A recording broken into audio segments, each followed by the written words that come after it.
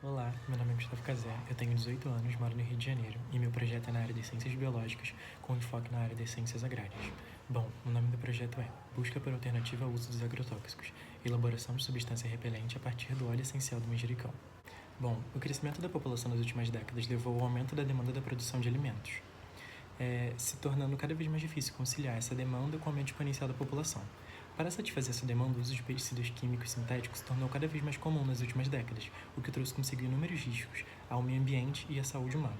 Como riscos ao meio ambiente, eu posso citar o acúmulo desses resíduos em alimentos, a contaminação da água e do solo por conta desses resíduos, a intoxicação dos produtores rurais, o aparecimento de pragas resistentes e o interrompimento do sistema de controle biológico por inimigos naturais que já estavam controlados por conta do controle natural, ocasionando o surto de insetos e pragas e tudo mais.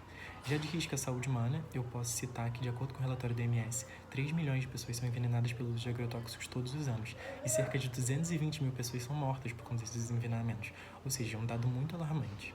Bom, sabendo disso, a busca por agrotóxicos mais naturais se vê cada vez mais presente e necessária.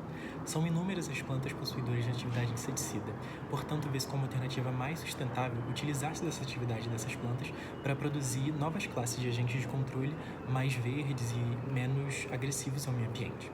Alguns óleos essenciais de plantas têm não apenas a capacidade de repelir os insetos, mas também têm atividade inseticida através de via direta ou pelas vias respiratórias. Entre as famílias dessas plantas promissoras que possuem os óleos essenciais com essa atividade, nós temos o gênero Ocimum. Esse gênero de plantas apresenta várias espécies na medicina popular como antiespasmódico, sedativo e carminativo, e na agricultura possuem atividade repelente contra os insetos.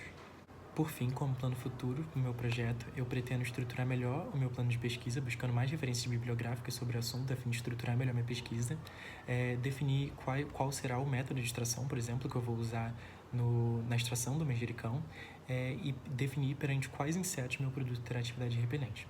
Além disso, eu pretendo buscar outras possíveis plantas aromáticas que tenham ação sinérgica com o óleo essencial do manjericão, a fim de potencializar a atividade repelente do meu produto e criar, assim, um produto ainda melhor. Muito obrigado.